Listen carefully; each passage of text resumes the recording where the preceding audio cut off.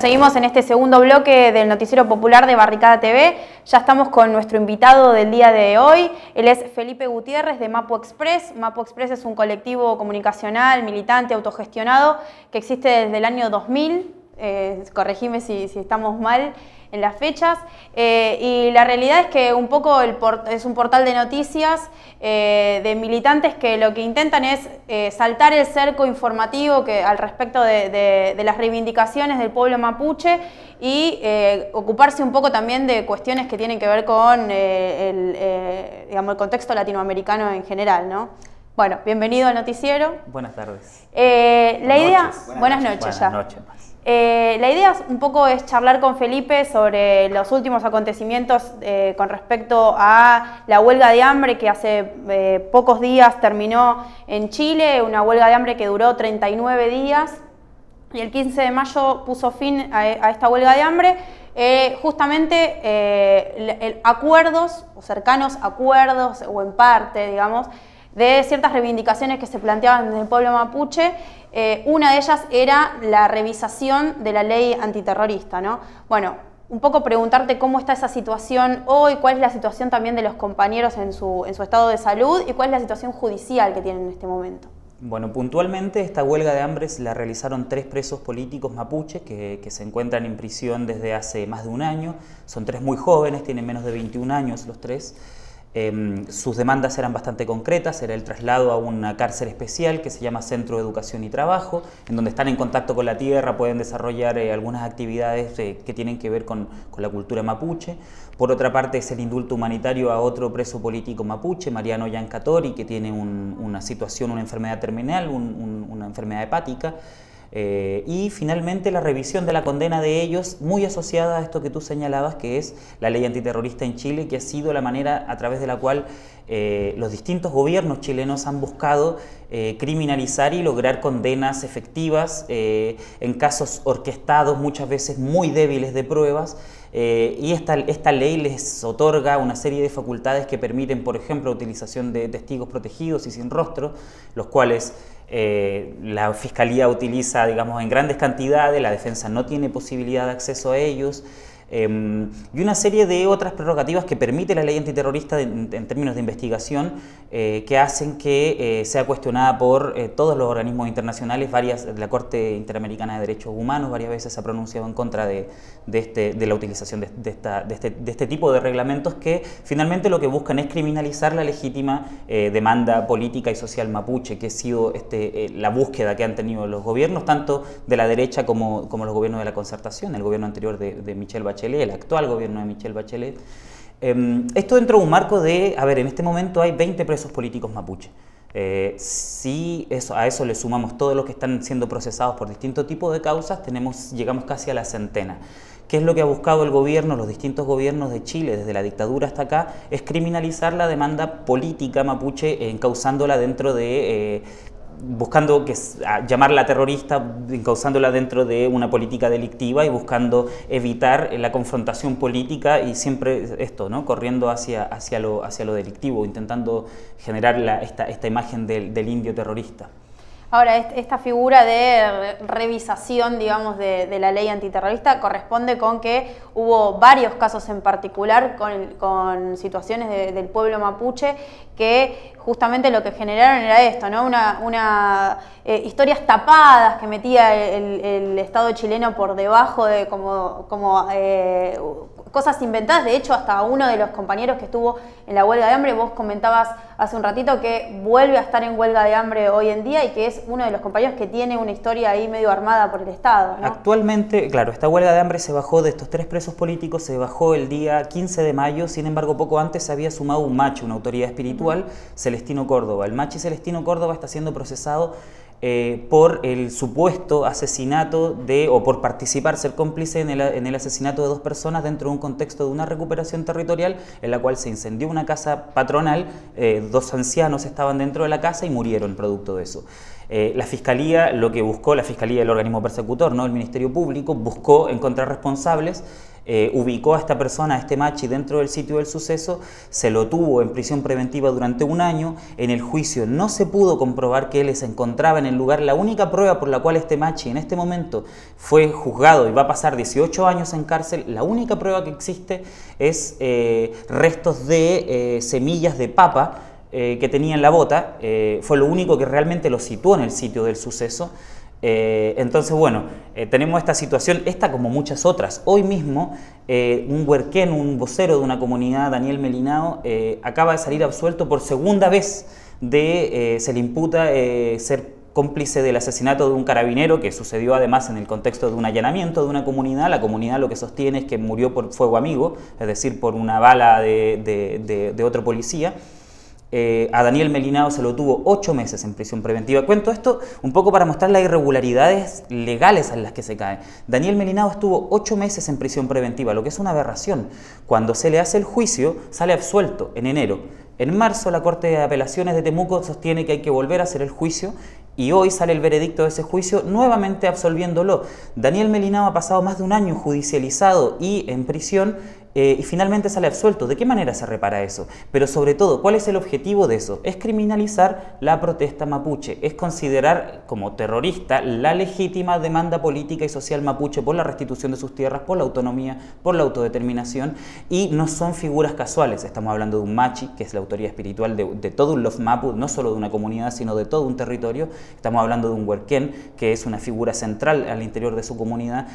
Anteriormente se ha criminalizado a loncos, que son caciques de sus comunidades. Es decir, lo que se busca es criminalizar a personajes puntuales, a personas muy importantes dentro del espectro comunitario político mapuche, de esa manera disminuir la presión de la demanda política mapuche. Ahora, a partir de la apertura a la democracia también en Chile, esta situación se acentuó mucho más. La pregunta sería si hubo algún cambio radical entre la política represiva de la Concertación y la política del sector más conservador de la mano de Piñera, ¿no? Un poco haciendo la comparación con lo que sucede en Colombia, en Chile nosotros convivimos con dos derechas. La derecha tradicional, la burguesía y la oligarquía clásica, Piñera es un claro ejemplo de eso, y la nueva derecha representada por esta alianza entre la socialdemocracia y la democracia cristiana, que es la Concertación, hoy se llama Nueva Mayoría, que gobernó Chile entre el año 90 y 2010 y a partir del 2014 vuelve a tomar el poder. La derecha lo que ha hecho sistemáticamente, el conflicto fuertemente explota a finales de los años 90. El pueblo mapuche fue muy tardíamente integrado tanto a los estados chilenos como argentinos, a mediados del siglo XX, a finales del siglo XIX. Posteriormente hay todo un proceso de recuperación comunitaria durante el siglo XX y en Chile, en el caso puntual del Gulumapu, el territorio chileno que queda del otro lado de la cordillera, hay un proceso de reconstrucción comunitaria que lleva una fuerte resistencia en el periodo de la dictadura y que en los 90, cuando la Concertación toma el poder, comienza a hacer recuperaciones primero que se llamaron simbólicas y luego productivas, es decir, comunidades que toman territorios y los ponen en producción para el beneficio comunitario. Muchos de estos en conflictos fuertes con terratenientes y con empresas forestales que se instalaron en el territorio durante el proceso de neoliberalización que implicó la dictadura. Durante esos procesos de recuperación territoriales es que la Concertación hace un quiebre con el movimiento mapuche, hace un quiebre con la demanda mapuche y comienza a criminalizar a las autoridades y comienza a considerar a las terroristas, particularmente una organización que era la más importante de esa época, que era la Coordinadora Arauco Mayeco. A partir de todo ese proceso, y luego vinieron las muertes también, en los procesos de represión de las demandas territoriales. Hay 3 hermanos que han sido asesinados por la policía chilena en contexto de demandas territoriales y más de 16 personas que han muerto en distintos conflictos. De ambos lados también han muerto policías, o sea, es un conflicto que fue creciendo mucho durante el último tiempo. ¿Hay una política diferenciada de la Concertación y la derecha? Realmente no. Sí, en términos del Ministerio de Desarrollo Social, de la manera en que se enfoca, porque el mapuche la política chilena la ha llevado adelante de esta manera que los gringos le llaman ¿cómo se llama? El carrot and stick, el big stick, la zanahoria y el garrote. Por una parte el indio pobre, que necesita asistencia social, y por otra parte el indio violento, que tiene que ser enjuiciado. La derecha tuvo distintas políticas en lo que respecta a la pobreza, más neoliberales si se quiere, Sin embargo, lo que respecta a la criminalización de la demanda social y política mapuche sigue siendo el mismo modelo, siguen siendo los mismos juicios, sigue estando detrás el mismo aparato represivo que no ha sido desmantelado en Chile, sigue siendo el mismo aparato represivo que es herencia de la dictadura, y eso se puede ver no solo con el caso mapuche, sino con la manera en que se reprimen las marchas estudiantiles, las marchas de los sindicatos, las marchas de los pescadores, las marchas de los lugares más aislados que también se han ido movilizando puntualmente en la Patagonia y en el sur chileno. En fin, sigue existiendo el mismo aparato represivo, independiente de que cuando se terminó la dictadura, llegó la concertación, estuvo la derecha y ahora vuelve la concertación, sigue siendo una misma forma de enfocar el problema. ¿Y cómo, porque esta descripción que hacías era del otro lado de la cordillera del Curumapu, del Puelmapu, del lado de Argentina, el territorio mapuche? ¿Cómo es la situación de los hermanos mapuche en el territorio argentino respecto a estos reclamos del reconocimiento histórico de sus tierras como pueblos originarios? En el caso argentino, en el Puelmapu, como vos decías, existe un marco legal muy distinto al que se encuentra en Chile.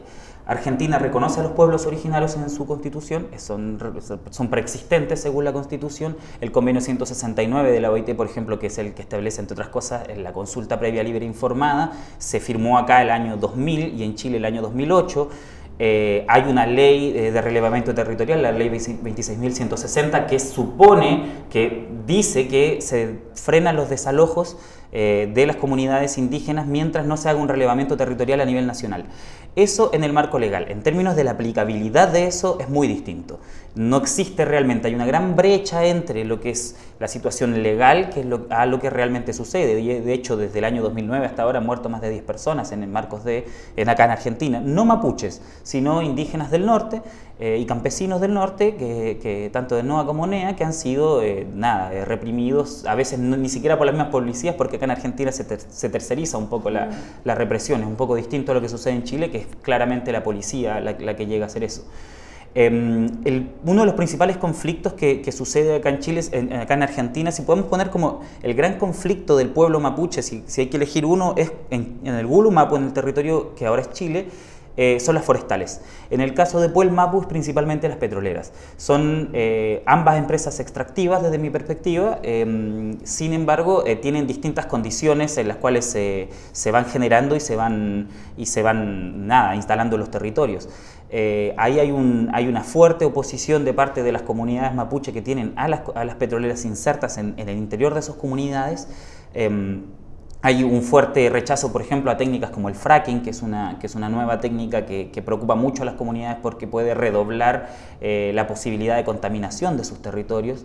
Por otra parte, también hay conflictos muy emblemáticos, como por ejemplo con Benetton, con esta empresa italiana, de parte de la comunidad de Santa Rosa del Eleque. En fin, hay una serie de conflictos territoriales que se suceden a lo largo del Puelmapu en distintas provincias. Muchas veces se lo reduce al pueblo mapuche, por ejemplo, a la provincia de Neuquén, pero el pueblo mapuche tiene presencia también en la provincia de Río Negro, el pueblo mapuche tehuelche en Chubut, en Santa Cruz, en Buenos Aires, en La Pampa, incluso en el sur de Mendoza. Es decir, es un pueblo que se extiende territorialmente por buena parte del sur argentino, que se supone, como decía retomando inicialmente, que tiene una serie de defensas legales que el mismo Estado argentino se supone o dice tener, sin embargo que en la práctica no se ve nada. Un ejemplo de eso, por ejemplo, la firma del acuerdo entre YPF y Chevron, que se hace justamente en un plan piloto en una comunidad mapuche, que es la comunidad Campo Maripe, pero que sin embargo no se tomó en consideración absolutamente ninguna ni de la legislación internacional ni de la legislación nacional que se supone que resguarda a estas comunidades. Sin ir más lejos, la semana pasada, el día 21 de mayo, se celebró, se conmemoró, digamos, el Día Internacional Anti-Chevron en el marco del reclamo que lleva adelante el pueblo ecuatoriano por los procesos de contaminación que han dejado allá con las toneladas de barriles de petróleo. Y hoy en día estamos acá, la Argentina, el gobierno argentino está celebrando y refrendando un acuerdo con la multinacional. ¿Cuál es la situación de Vaca Muerta en la provincia de Neuquén? ¿De qué manera entra en ese proceso el pueblo mapuche? ¿Cómo se ve afectado? ¿Qué acciones se están tomando en esa zona y en sus alrededores producto de este acuerdo? Bueno, a ver, el Día Internacional Anti-Chevron, si bien el caso ecuatoriano es paradigmático, se convocó desde distintos países del mundo. Uno de los convocantes es la Confederación Mapuche de Neuquén, así como los afectados por Chevron en Ecuador, afectados por una refinería que tiene Chevron en Richmond, en California, hermanos de Nigeria y hermanos también de Rumania que justamente están peleando contra el fracking. En ese marco se hace la convocatoria y luego se sumaron más de 20 países que también ese mismo día, el 21 de mayo, hicieron distintas acciones en contra de Chevron, que tiene un historial de conflictos ambientales. Los hermanos ecuatorianos dicen la peor empresa del mundo, que se vino a instalar acá. Existía acá en Argentina desde el año 1999, pero masivamente llegó a través de este acuerdo para desarrollar este plan piloto en la formación Vaca Muerta. Hubo una posición muy fuerte en ese momento, no sé si lo recuerdan, pero en agosto del año pasado hubo una movilización de 7.000 personas a la legislatura neuquina, donde habían por supuesto muchos hermanos mapuches ahí protestando en contra de este acuerdo por las distintas condiciones que tiene, no solamente por la violación de los derechos colectivos de la comunidad mapuche, que es una parte importante, pero también la utilización del fracking y también el saqueo que implica la llegada de Chevron y las condiciones que se le dieron a Chevron para instalarse en el país. Se hizo una acción en Neuquén ese día, un escrache a la oficina de Chevron. Acá en Buenos Aires también hicimos una radio abierta en las afueras de la oficina y luego una concentración ahí en el lugar. Llovía muchísimo, había muchísima policía.